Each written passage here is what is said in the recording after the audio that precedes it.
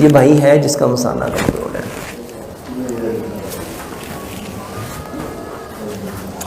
देखो मेरे भाइयों, नबी सल्लल्लाहु अलैहि वसल्लम ना सुरीन पे बैठते थे।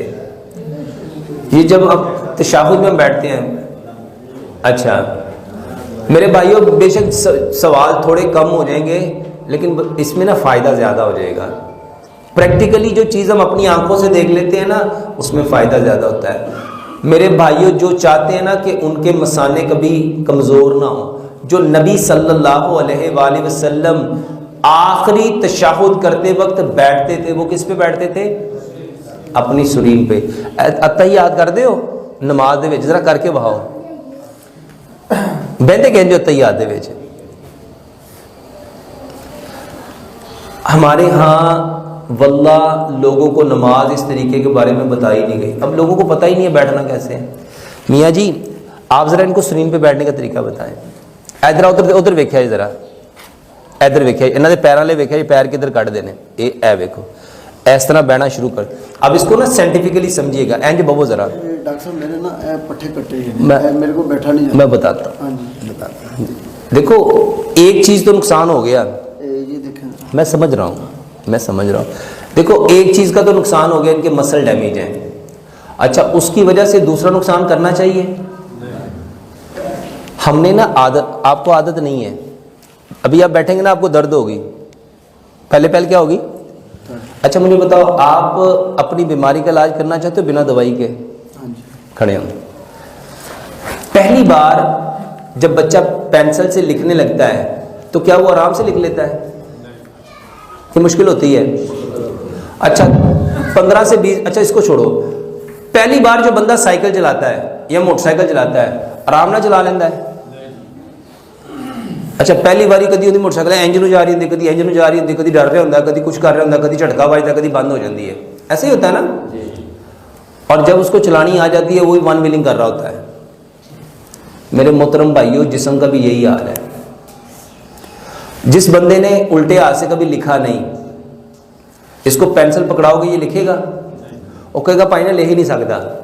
मैंने दुनिया में बेशुमार लोग देखे जिन्होंने उल्टे हाथ से लिखने की प्रैक्टिस शुरू की और चंद दिनों में लिखना शुरू कर दिया। आप हैरान होंगे, इस दुनिया में ना सबसे ताकतवर चीज़ हमारा दिमाग है, सबसे ताकतवर दिमाग है। आप अपने दिमाग को जो काम कहना शुरू कर दोगे ना, वो दिमाग वैसे ही करना शुरू कर देगा। और इसको इस हदीस से समझो, अल्लाह सुब्हानहू तआला फरमाते हैं अना इंद ज़न्नि अब्दी बी, अल्लाह हर बंदे के साथ उसके, और गुमान किसको कहते हैं? सोच। तो भाईजान तुसी अपनी एक सोच बना लो कि मैं इंज ठीक होना है। मेरे ना डॉक्टर साहब मसाने गदूद है, गुदूदा भी ठीक हो जानी है। हाँ जी। 3 काम पेशाब की रुकावट रहती मैं, ठीक है बहुत ज़्यादा होता है रात में तो दिन में। मैं ना 1 महीने बाद यहाँ पे दोबारा आऊँगा। ये 4 काम मैं आपको बताने लगा हूँ, अगर इसने कर लिए, मैं ना कुछ बातों के ऊपर मैं बाज़ों का गारंटी देता हूँ। पता है क्यों? मैंने इतने मरीज़ देखे हैं, इतने में देखे हैं, मुझे शक ही नहीं होता, मुझे पता होता है ये ठीक होना ही होना है। पहला काम इंशाअल्लाह, पहला काम, आप तशाहुद में ऐसे बैठेंगे जैसे वो बुजुर्ग बैठे थे। प्रैक्टिस करो, पहले नहीं, आदत नहीं है ना। जब आदत बन गई तो जैसे पहली दफ़ा मोटरसाइकिल चलाते हुए कांप रहे होते हो, और महीने बाद तुसी एक हाथ नाल मोटरसाइकिल चला रहे होंगे हो, और कुछ लोग तो हाथ से चलाते ने ना। अच्छा वो पहले दिन ही चलाने लग पेंदे ने, इस तरह आपको पहली बार मुश्किल होएगा। तो आपने सुरीन पे बैठना है। दूसरी चीज़ मेरे मोहतरम भाइयों, मसाने की कोई प्रॉब्लम है, नबीज़ पियो। क्या पियो? और नबीज़ किसे कहते हैं मेरे मोहतरम भाइयों? नबीज़ कहते हैं खजूरों को पानी में भिगो देना। उसमें मैं 2 चीज़ें और कहता हूँ, डाल लिया करो, बादाम और सफ़ेद तिल। बादाम और ये 2 चीज़ें हो गई। कैसे करना है? 1 गिलास पानी लो, उसमें 5 बादाम डालो, 5 खजूरें डालो, और आधी चम्मच या 1 चम्मच सफ़ेद तिल डाल लो। सारी रात भिगा रहने दो, सुबह उठ के बैठ जाए। सुबह उठ के खजूर की गुठली निकालो, बादाम का छिलका उतारो और उसको ग्राइंड करके उसी पानी को पी लो। फिर सुबह को भिगो के रखो, शाम को पी लो। अगर किसी को शुगर है या उसको गुर्दों का प्रॉब्लम है, जिसका पोटाशियम बढ़ा हुआ है, वो ये इस्तेमाल नहीं करेगा, क्योंकि खजूर के जिनको गुर्दों की तकलीफ़ है या पोटाशियम का लेवल बढ़ा होता है तो खजूर खाने से फ़ौरन पोटाशियम का लेवल बढ़ जाता है, तो वो लोग इससे अवॉइड करेंगे। तीसरे नंबर पे 1 चम्मच देसी घी लो और कोशिश करो गाय का घी लेना है।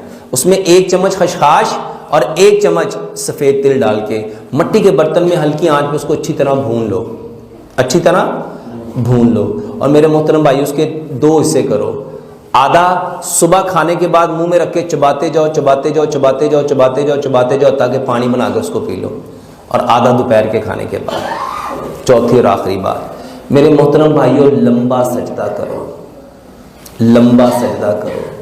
देखो जब आप सजदा करोगे तो आपकी हिप जो है वो कहाँ आ जाएगी, ऊपर, ठीक है। जब आपकी हिप ऊपर आ जाएगी तो आपके जितने जिस्म के अज़ा हैं वो अपनी जगह छोड़ देंगे, वो अपनी जगह।